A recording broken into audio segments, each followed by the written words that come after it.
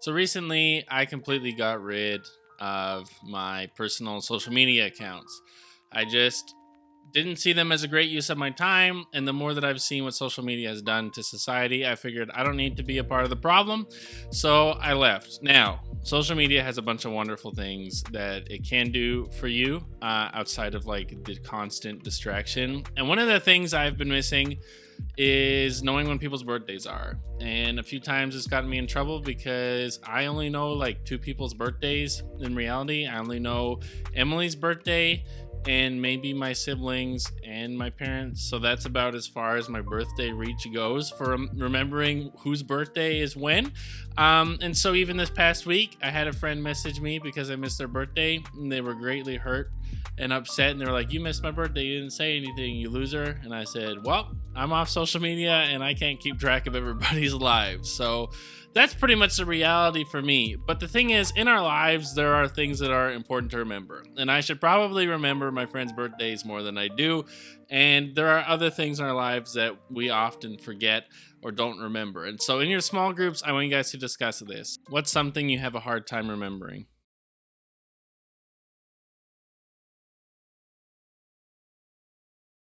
So we are in a new series called Before I Go, and essentially during this season that our church is in Lent. If you don't know what Lent is, it's a fancy Christian word for the 40 days before Easter.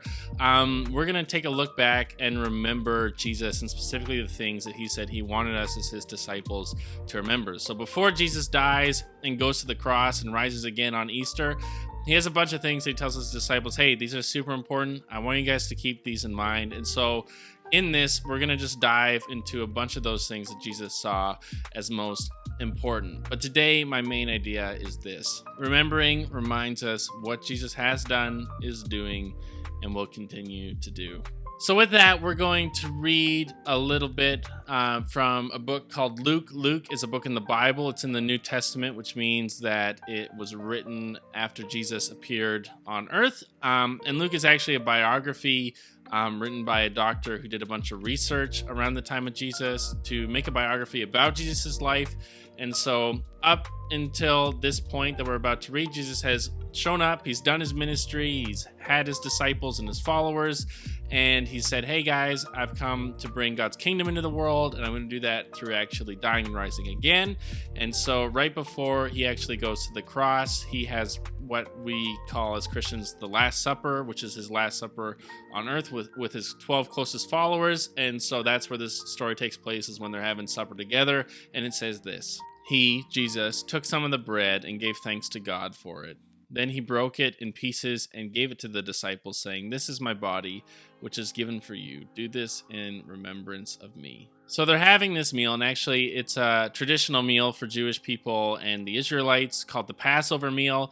And long story short, in the story of Moses, back when Moses was around and trying to free Israel from slavery, which is like Jesus's people group that he would have descended from, there was at one point while they were as slaves in Egypt that God sent kind of curses on Egypt for having Israel as slaves.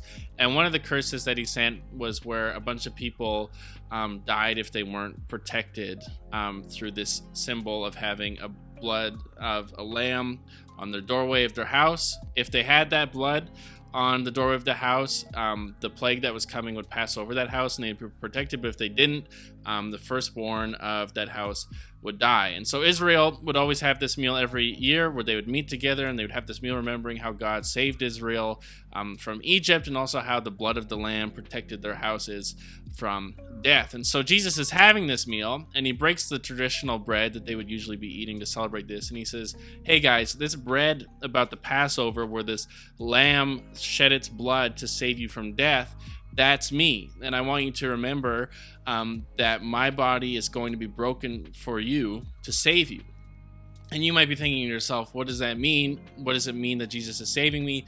It essentially means that all of our sin and things that we've done wrong has built up this kind of spiritual debt. Sin is a fancy Christian word that just means to miss the mark, that God has set up his world to run and look a certain way. And when we sin, it means that we've missed the mark of what that looks like, that we've missed the mark of what it truly means to be human. And we do that through a bunch of different things, whether it's lying, whether it's murder, whether it's hating people, whether it's stealing, whether it is abusing people with your words, or physical abuse, or lust, you name it. There's all these different ways that we sin, and we kind of build up this spiritual debt where we owe not just God, but we owe the people around us for the things we've done wrong. And like we talked about a few weeks before, God is very loving, where he cares about people, and he cares about us, and he cares about those around us. And he's also very just, where he doesn't just see evil happen and just goes, oh, that's fine. That he actually wants to do something about it and bring justice. And so there's this problem in our lives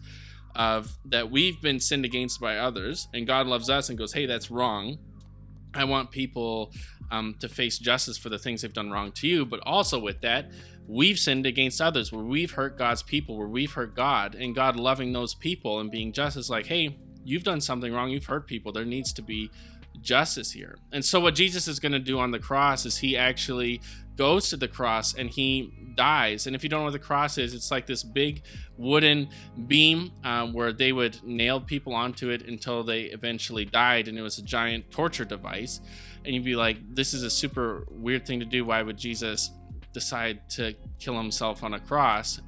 He did it to free us up from our sin, because scripture says that sin, the consequences of it is death. That if God is life, and if to follow God and to be truly human is to actually live in life, that to actually live in sin and to have sin is like death. It's kind of like you have a disease that's inside you that's slowly going to kill you.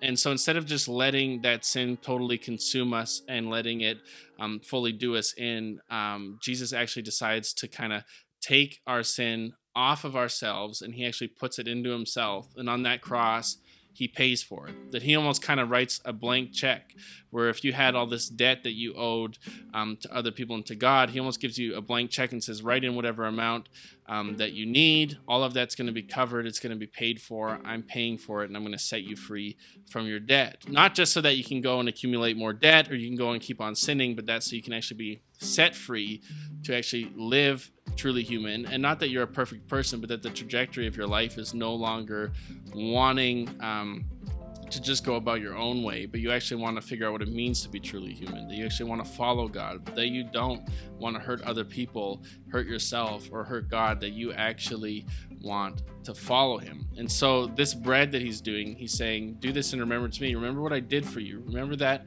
I sacrificed for you. Remember constantly in your life that I died for you because I love you and want to save you, and that I've actually given my life so that you could be set free from the things that are killing you, so that you could live in true life. So in your small groups, I want you to discuss this. Why do you think Jesus wants us to remember his death? Will constantly remembering what Jesus did for you change how you live your life? Why or why not?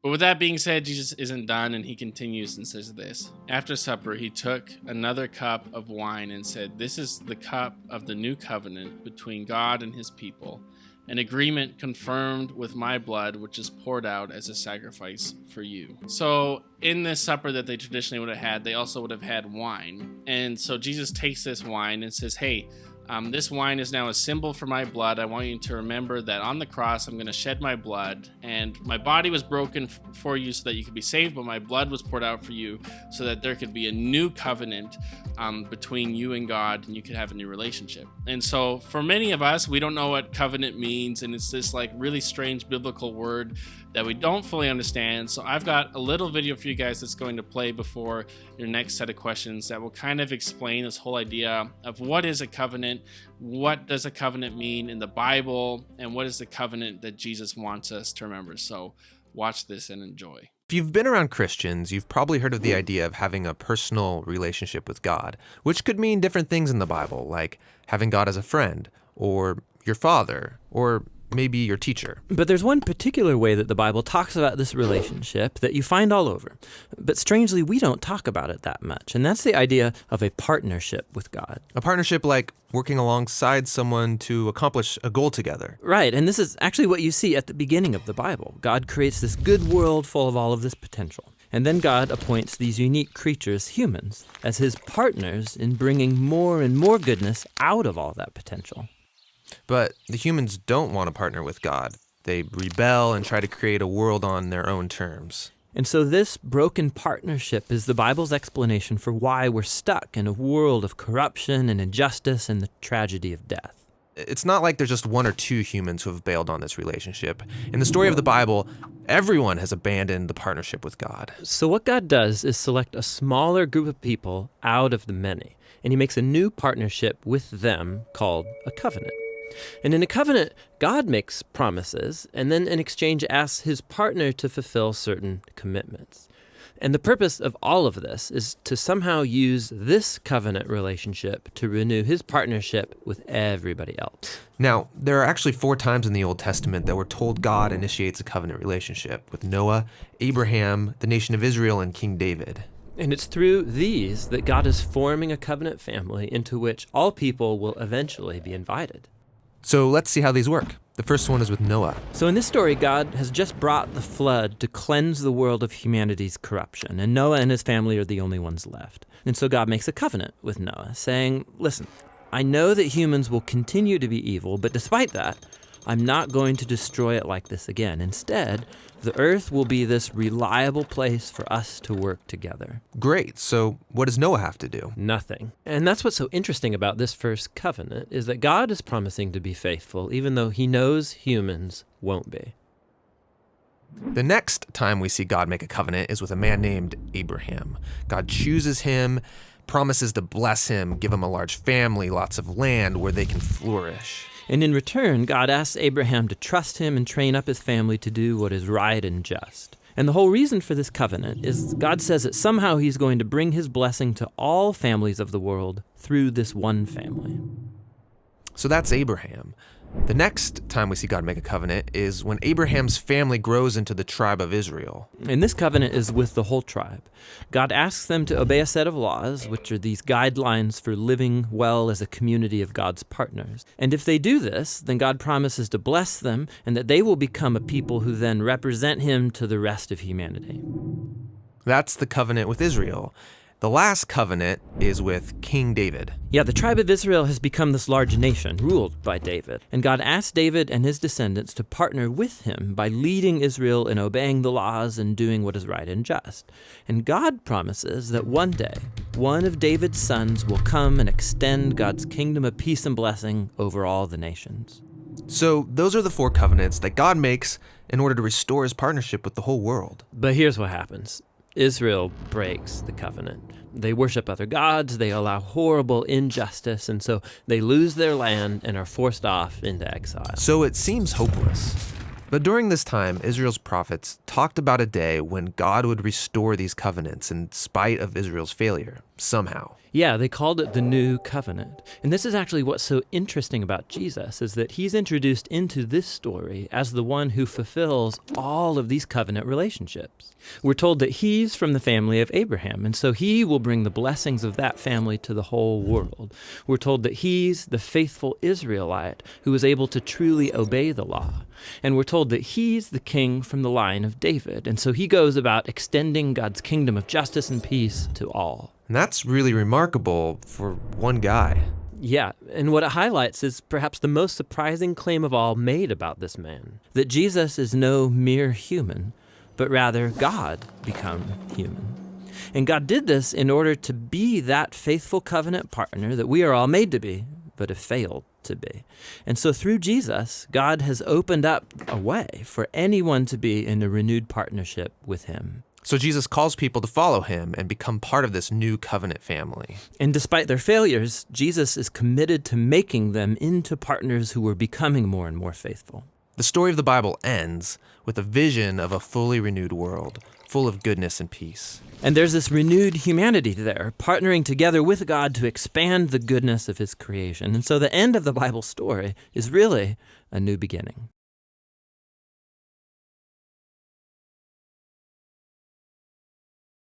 Remembering reminds us of what Jesus has done, is doing, and will continue to do. You might be like me and you're a very forgetful person and you don't actually remember things that you should, like people's birthdays. And in a similar way, as Christians, as followers of Jesus, we can often forget the most important things in our life, which is that Jesus died for us and that God wants to partner with us, and that we are called to constantly keep these things in memory, because in remembering that Jesus has died for you, it'll completely radically transform the way you live your life, that you will not be able to just treat people the same, to be able to do the things you used to do, to be able to be the person you used to be, if you're constantly remembering Jesus died for me and set me free so I could follow him. And in a similar way too, you're not going to be the same person if you're constantly remembering that God has poured out his blood so that you could be a partner with him, that he actually wants to work with you, that he wants to build his kingdom with you, that you're someone that he sees as important and someone he wants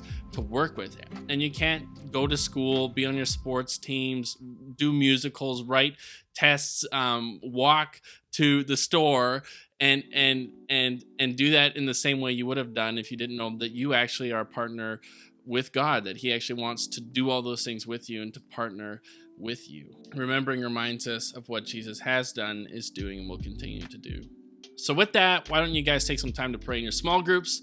And if you're done early, feel free to hang out. And if you're done on time or late, go home, and we will see you guys next week.